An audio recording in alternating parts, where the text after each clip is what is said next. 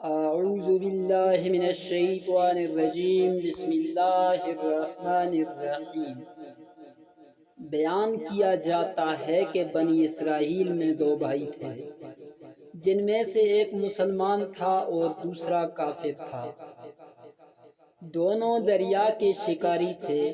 کافر بت کو سجدہ کرتا تھا، مگر جب مچھلیوں کے لیے جال تیار کرتا تو اس میں ڈھیروں مچھلیاں آ جاتی کہ اس کو کھینچنا بھی اس کے لیے مشکل ہو جاتا۔ مگر مسلمان کے جال میں صرف ایک ہی مچھلی آتی تھی اور اسی پر صبر کے ساتھ خدا کا شکر ادا کرتا تھا۔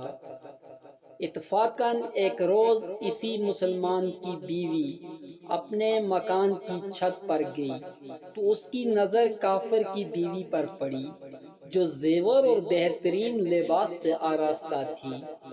یہ دیکھ کر اس مسلمان کی بیوی کے دل میں وسوسہ پیدا ہوا کہ کاش میں بھی ایسی ہی ہوتی۔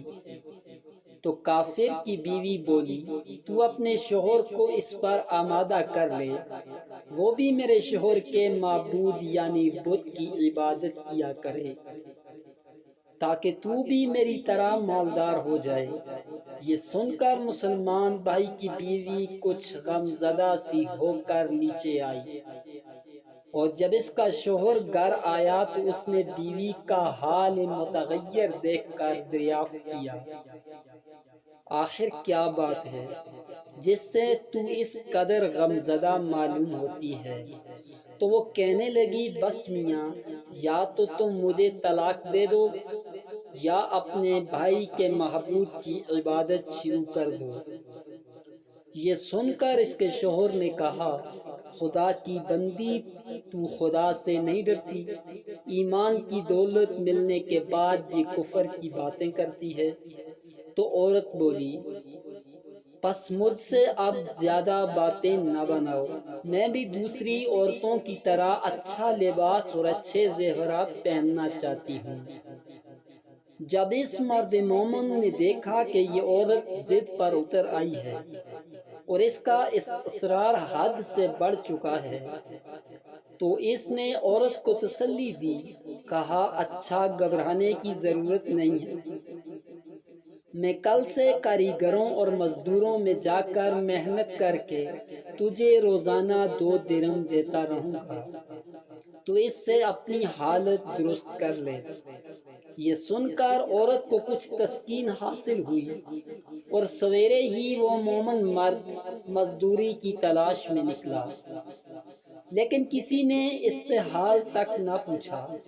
یہ دیکھ کر وہ دریا کے کنارے پہنچا اور شام تک اللہ کی عبادت میں مصروف رہ کر رات کو جب گھر آیا تو بیوی نے دریافت کیا، آج تم کہاں تھے؟ وہ کہنے لگا، میں بادشاہ کی خدمت میں مصروف تھا، اس نے مجھ سے 30 دن کام کرنے کی شرط رکھی ہے۔ عورت نے کہا، آخر وہ بادشاہ تم کو کیا دے گا؟ تو اس نے جواب دیا کہ میرا بادشاہ بڑا کریم ہے اور اس کے خزانے مال و دولت سے بھرے ہوئے ہیں، وہ مجھے وہ دے گا جو میں چاہوں گا۔ چنانچہ اسی طرح برابر وہ اپنے معبود برحق کی عبادت میں مصروف رہا، اور 30ویں رات ہوئی تو بیوی نے کہا، سنو میاں، اگر کل تم نے مجھے مزدوری لا کر نہ دی تو مجھے لازمی طلاق دے دینا۔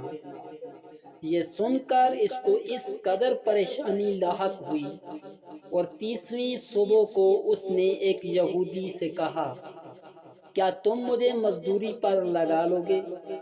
یہ سن کر یہودی کہنے لگا کہ ہاں، تم کو مزدوری تو مل جائے گی، لیکن شرط یہ ہے کہ میرے پاس تمہارے کھانے پینے کا کوئی انتظام نہ ہوگا۔ چنانچہ وہ مرد مومن روزے کی نیت کر کے یہودی کے ساتھ ہو لیا۔ اللہ تعالیٰ کے حکم سے ایک فرشتہ 29 اشرفیاں ایک نورانی طباق میں لے کر اس کی بیوی کے پاس پہنچا اور کہنے لگا، میں بادشاہ کا قاصد ہوں، اس نے یہ اشرفیاں لے کر دیکھ مجھ کو تیرے پاس بھیجا ہے۔ اور فرمایا ہے کہ تیرا شوہر ہمارے پاس کام میں تھا، ہم نے اس کو نہ چھوڑا یہاں تک کہ اسی نے ہم کو چھوڑ دیا اور یہودی کے پاس چلا گیا۔ اگر وہ ہمارا کام کرتا تو ہم اس کو اور زیادہ اجرت دے دیتے، بس یہ ایک اشرفی کی کمی اسی وجہ سے ہے۔ چنانچہ وہ عورت ان اشرفیوں میں سے ایک اشرفی لے کر بازار گئی۔ سنار نے اس کی 1000 قیمت عورت کے ہاتھ میں رکھ دی، اور جب شام کو وہ مومن مرد گھر واپس لوٹا تو عورت نے اس سے دریافت کیا، آج تم کہاں تھے؟ اس نے جواب دیا کہ آج میں ایک یہودی کے ہاں کام پر گیا ہوا تھا۔ تو بیوی کہنے لگی، آخر بادشاہ کی خدمت ترک کر کے تم دوسرے کی خدمت کیوں کرتے ہو؟ پھر اس کو اشرفیوں کا واقعہ سنایا، جس کو سن کر وہ مرد مومن روتے روتے بے ہوش ہو گیا، اور جب اس کو ہوش آیا تو بیوی سے کہنے لگا، افسوس کہ میں بادشاہ دو جہاں کی خدمت کا حق اپنے اوپر لازم نہ کیا۔ اس کے بعد اس شخص نے عورت کو چھوڑ دیا اور پہاڑوں پر چلا گیا، جہاں خدا کی عبادت میں مصروف رہ کر اس کا انتقال ہو گیا۔ اللہ تعالیٰ اس پر اپنا رحم فرمائے، آمین۔ وما علینا الا البلاغ المبین۔